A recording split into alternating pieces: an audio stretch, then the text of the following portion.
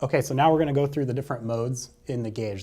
This gauge happens to have 2 sensors, and so we've got 5 different modes. We've got, well, I'll just walk you through them really quick. So you hold down the down arrow and the up arrow and press power. And so the gauge will start out when you first get it, it's in Abg mode, and we talked a little bit about that earlier. And that just averages any sensors that you have. So if you have 1 sensor, it's fine. It's just going to use the 1 sensor. If you have 2, it averages them together. You know, if you have dual height control valves, one might have 65 psi, the other one has 62. It averages them right down the center. And so that's probably what most people are going to use if you have like a EDG or EBT01B. And so to change modes, we'll hit the up arrow.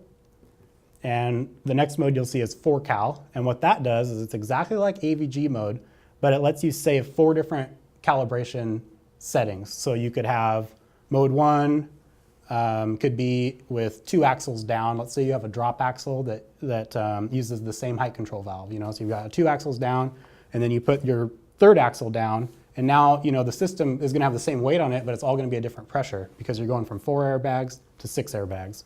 And so you can use this mode to cycle between, okay, 2 axles, 3 axles, maybe you got 4 axles, and then back up. Now what that won't work on is if you have a manually regulated lift axle. You know, so if you have to adjust the pressure to set that axle, this mode won't work. This is for when you have the same height control valve controlling all of them. And so I'll show you what that looks like. Turn the gauge off and back on. So we're in 4cal mode. And that also resets your calibration data. So once you have it calibrated, don't change this mode. So we've got a little 1 down here, and that's cal configuration 1. And then we could hit a 2, and it'll just kind of go through the 2nd, 3rd, and the 4th. Right now they're all the same. All right, so let's go ahead and do, we'll calibrate cal configuration number 2. So we're on number 2 there, and we'll hold cal high. And let's say that when we drop the axle, the pressure went down, you know, so the weight's going to go down. But the weight will actually stay the same, right? So we'll probably have to calibrate up. So we'll go to, let's say it's 28. And hit cal high. So on a real truck, that weight would have changed when you went to when you dropped that axle down, you know, that pressure is going to go down.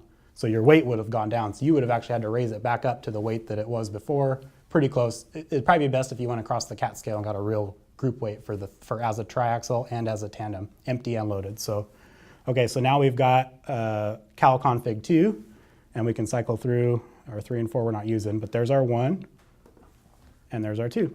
So that's 4cal mode. Now we're going to switch to the next mode. So we'll turn it off, up and down arrow together, and press power. So we were in 4cal. Let's see what's next here. IDP mode. So this is exactly like SIDP mode, it just doesn't have the estimated steer. So in IDP mode, you get a 1 and a 2, and the 1 is sensor A, and that could be your drives, and the 2 is sensor B, and that's your trailer.